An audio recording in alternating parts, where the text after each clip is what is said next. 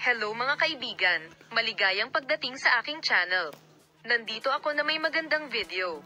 Bago panuorin ang video, huwag kalimutang mag-subscribe sa aking channel, i-like at ibahagi ang video.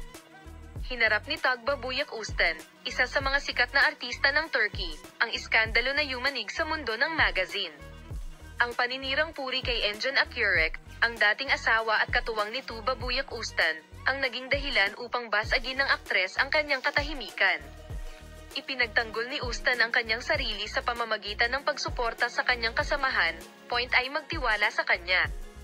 Nananatiling determinado si Tuğba Büyüküstün, lalabas ang katotohanan, maraming akusasyon na kumakalat sa social media at sa mundo ng magazine ang nag-iwan kay Tuğba Büyüküstün sa mahirap na sitwasyon.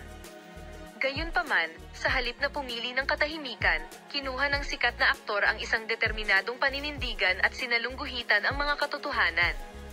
Ang dakilang superior naniniwala ako na ang lahat ng bagay ay mahahayag sa takdang panahon. Hindi ako titigil sa paghahanap ng katotohanan. Buong suporta mula sa Tuğba Büyüküstün sa paninirang puri laban kay Engin Akyürek.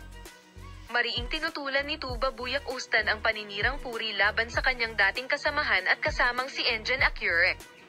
Ang aktor na si Engin ay isang napakahalagang kasamahan at kaibigan ko.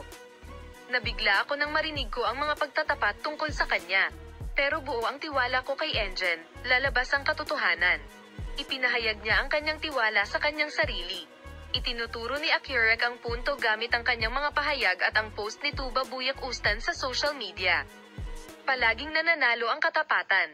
Ibinahagi ni Tuğba Büyüküstün ang mga kaganapan sa kanyang social media account at hinarap ang kanyang mga tagasunod. Sikat na artista, honesty always wins, always is the cure for everything. We will emerge in the light of the facts, ani Nokta, at ang suportang ito ay lubhang nakaantig sa puso. Dear followers, see you in new videos. Goodbye. We will present you the details of the news.